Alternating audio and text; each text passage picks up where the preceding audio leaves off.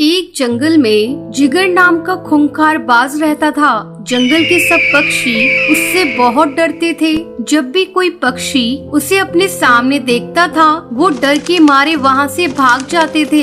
एक दिन, कितने दिन हो गए हैं, मैं कब से भूखा हूँ, लेकिन कोई भी पक्षी नहीं मिल पा रहा है। जब भी शिकार करने जाता हूँ, वो सब वहाँ से भाग जाते हैं। अब मैं क्या करूँ, कैसे अपना पेट भरूँ? तभी जिगरबाज के दिमाग में एक खुराफाती आइडिया आता है। वो थोड़ा सा खून अपने शरीर पर लगा लेता है। अब देखता हूँ जंगल के पक्षी मुझसे कैसे बचते हैं। वो सबसे पहले रोता हुआ अहम कौवे के पास जाता है। अहम कौवे, मेरी मदद करो। क्या हुआ है जिगरबाज, तुम इतने परेशान क्यों हो, और ये खून कैसे लगा तुम्हारे पंखों पर? अहम कौवे, मेरी माँ का एक्सीडेंट हो गया है, बहुत खून बह गया है। डॉक्टर ने खून मांगा है, मैं दे देता। मैं बहुत कमजोर हूँ, क्या तुम मेरी मदद करोगी? अहम कौवा जिगरबाज की बातों में आ जाता है। जिगरबाज, तुम परेशान मत हो, मैं तुम्हारी माँ को खून दूंगा। चलो, मुझे जल्दी से लेकर तुम हॉस्पिटल चलो, कहीं देर न हो जाए। जिगरबाज अहम कौवे को अपने साथ सुनसान जंगल में ले आता है। ये देखकर अहम कौवा डर जाता है। जिगरबाज, यहाँ पर कोई हॉस्पिटल नहीं है, तुम मुझे यहाँ क्यों लेकर आए हो? मुझे तुम्हारे इरादे ठीक नहीं लग रहे हैं।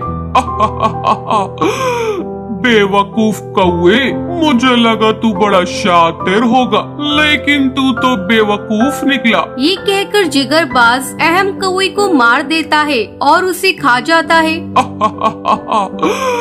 मजा आ गया। ऐसे ही काफी दिन गुजर जाते हैं। अब जिगरबाज रोज ऐसे ही जंगल के सब पक्षियों को बेवकूफ बनाकर उनका शिकार करता था। एक दिन वो सोचता है, अब बहुत दिन हो गए हैं शिकार किए हुए, आज जरा किसी चिड़िया को खाया जाए। क्यों ना गोपी चिड़िया को अपना शिकार बनाऊं। ये कहकर जिगरबाज फिर से अपने शरीर पर खून लगाकर गोपी चिड़िया के घर पहुंचता है और अपना नाटक शुरू करता है।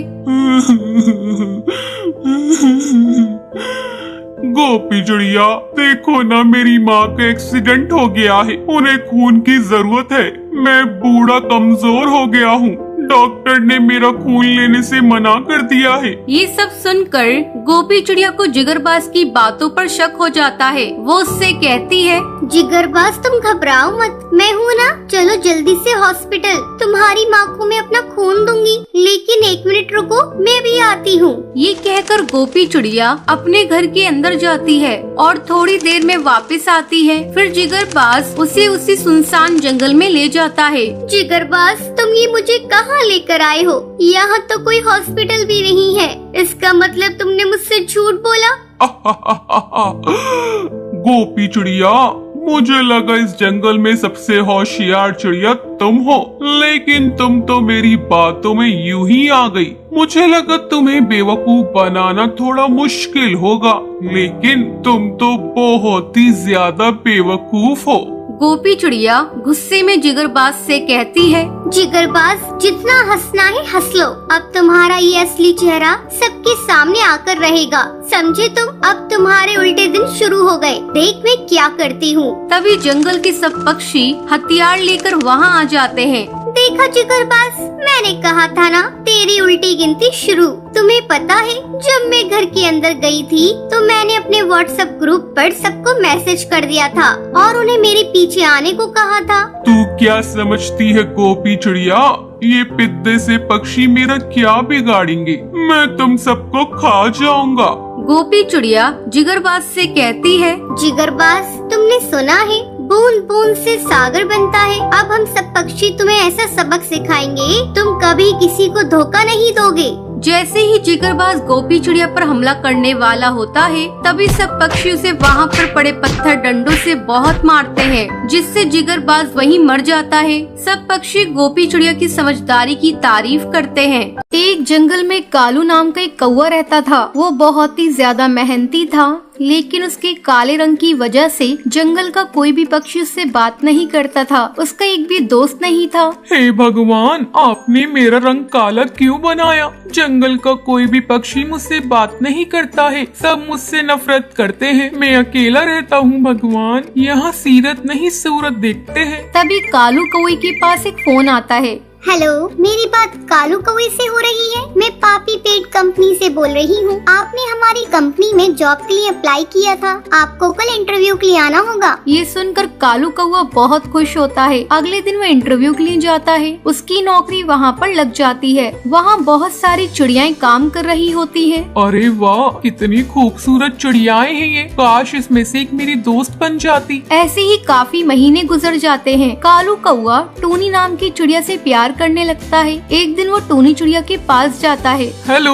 मेरा नाम कालू कौवा है। मैं तुमसे बहुत प्यार करता हूँ। तुम बहुत ही ज्यादा खूबसूरत चिड़िया हो। क्या तुम मुझसे शादी करोगी? टूनी चिड़िया गुस्से में कालू कौवे से कहती है, तुमने अपनी शक्ल देखी है कभी? काला कौवा, तुझसे कौन सी चिड़िया शादी करेगी? आया बड़ा मुझसे शादी करने वाला। अगर तुमने मुझे फिर दोबारा अपनी शक्ल दिखाई ना, मैं बॉस से तुम्हारी शिकायत कर दूंगी। ये देखकर ऑफिस के सब पक्षी उसका मजाक उड़ाने लगते हैं। बेचारा कालू कौवा उदास होकर वहाँ से चला जाता है।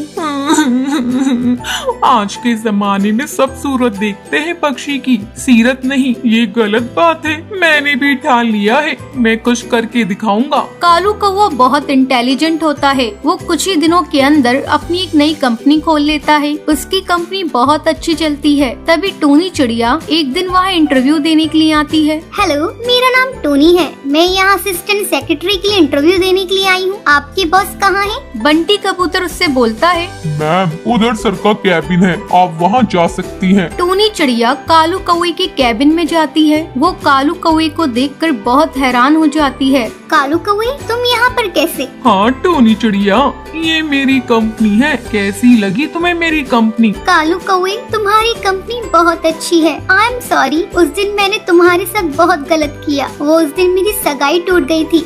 मुझे लगा हर पक्षी जैसा ही होता है, इसलिए मैंने अपना सारा गुस्सा तुम पर निकाल दिया। फिर उसके बाद मैंने बहुत सोचा। जब मुझे एहसास हुआ शक्ल से कुछ नहीं होता है, मैं तुमसे प्यार करती हूँ और तुमसे शादी करने के लिए तैयार हूँ। ये सुनकर कालू कौवा बहुत खुश हो जाता है। हाँ टोनी चिड़िया, मैं भी तुमसे शादी करने के लिए तैयार हूँ। मेरा प्यार तुम्हारे लिए कभी कम हुआ ही नहीं था। अब टूनी चिड़िया कालू कौवे की शादी हो जाती है। वो एक साथ खुशी खुशी रहते हैं। एक जंगल में टूनी चिड़िया अपने पति टुन्नू चिड़ा और अपनी 2 बेटियों के साथ रहती थी। उसकी बड़ी बेटी लाडो चिड़िया बहुत ही ज्यादा लालची और चालाक थी। वहीं छोटी बेटी टुनटुनी चिड़िया बहुत ही सीधी सादी थी। एक दिन टूनी चिड़िया लाडो चिड़िया से कहती है, ले लाडो, देख ये लड़के की तस्वीर है, तेरे लिए मैंने पसंद किया है। माँ देखो, मुझे काले गोरे मोटे पतले से फर्क नहीं पड़ता, बस लड़का अमीर होना चाहिए। अगर है तो बताओ, मैं इससे शादी करने के लिए तैयार हूँ। हाँ बेटा, जैसा लड़का तुझे चाहिए वैसा ही लड़का है ये। अब लाडो चिड़िया और कालू कौवे की शादी हो जाती है। वहीं ऐसे कई साल गुजर जाते हैं। अब टूनी चिड़िया अपनी छोटी बेटी टुनटुनी के लिए रिश्ता देखना शुरू कर देती है। वो अपने पति से कहती है, देखो जी, लाडो की शादी करने के बाद तो हमारे पास पैसे भी नहीं बचे हैं। हम कैसे करेंगे टुनटुनी की शादी? वहीं ये सब बातें टुनटुनी सुन लेती है। माँ, मुझे किसी बड़े घर में शादी नहीं करनी है, बस लड़का अच्छा होना चाहिए। आप मेरे गरीब घर में शादी कर दीजिए। ये सुनकर टूनी चिड़िया और टुन्नू चिड़ा बहुत खुश होते हैं और वो जंगल के गरीब बंटी कबूतर से उसकी शादी करा देते हैं। ये सुनकर लाडो चिड़िया टुनटुनी चिड़िया से अपने सारे रिश्ते तोड़ देती है, क्योंकि उसने गरीब कबूतर से शादी करी थी। ऐसे ही काफी साल गुजर जाते हैं। एक दिन अचानक बंटी कबूतर का एक्सीडेंट हो जाता है। उसे काफी चोट लगी थी। टुनटुनी चिड़िया मदद के लिए अपनी बहन लाडो चिड़िया के पास जाती है। लाडो चिड़िया, बंटी कबूतर का एक्सीडेंट हो गया है, उसे बहुत चोट आई है। तुम कुछ पैसे दे सकती हो? उसका ऑपरेशन करवाना है। मैं तुम्हें जल्दी वापस कर दूंगी। तुम कौन हो? मैं तुम्हें मैं नहीं जानती। निकलो यहाँ से, मेरे घर में तुम जैसी गरीब भिखारन की कोई जगह नहीं है, समझी तुम? लाडो चिड़िया टुनटुनी चिड़िया को धक्के मार के अपने घर से बाहर निकाल देती है। बेचारी टुनटुनी चिड़िया मेहनत मजदूरी करके अपने पति बंटी को ऑपरेशन कराती है। अब बंटी ठीक हो जाता है। एक दिन टुनटुनी चिड़िया कहाँ हो तुम? मेरी नौकरी लग गई है, अब हमारे पास भी अपना बड़ा सा घर होगा, हमें गरीबी के दिन नहीं जीने पड़ेंगे। ये सब तुम्हारी वजह से हुआ है, तुम्हारे सब्र और साथ की वजह से। बंटी कबूतर, ये तो बहुत अच्छी बात है। ये सब आपकी मेहनत और लगन की वजह से हुआ है। मैं आपके लिए बहुत खुश हूँ। वहीं लाडो चिड़िया का पति कालू कौआ जुए में अपना सब कुछ हार जाता है। वो सड़क पर आ जाते हैं। लाडो चिड़िया टुनटुनी के पास जाती है। टुनटुनी चिड़िया, मुझे माफ कर दे बहन, मुझे पैसों का बहुत घमंड आ गया था। अब देख, भगवान ने हमसे हमारा सब कुछ छीन लिया, हम गरीब हो गए और कालू कौवे सदमे से बीमार पड़ गया है। मेरी मदद कर बहन। लाडो चिड़िया, तुम परेशान मत हो, मैं हूँ ना, तुम मेरे साथ मेरे घर में रह सकती हो। मैं कालू कौवे का इलाज भी करवाऊंगी। ये सुनकर लाडो चिड़िया बहुत खुश होती है। अब वो टुनटुनी के साथ खुशी खुशी रहती थी। तो ये थी आज की कहानी। क्या आपको पता है गोपी चिड़िया पक्षियों को कहाँ पर मैसेज करती है? अगर आपको पता है तो आप हमें कमेंट करके जरूर बताएं।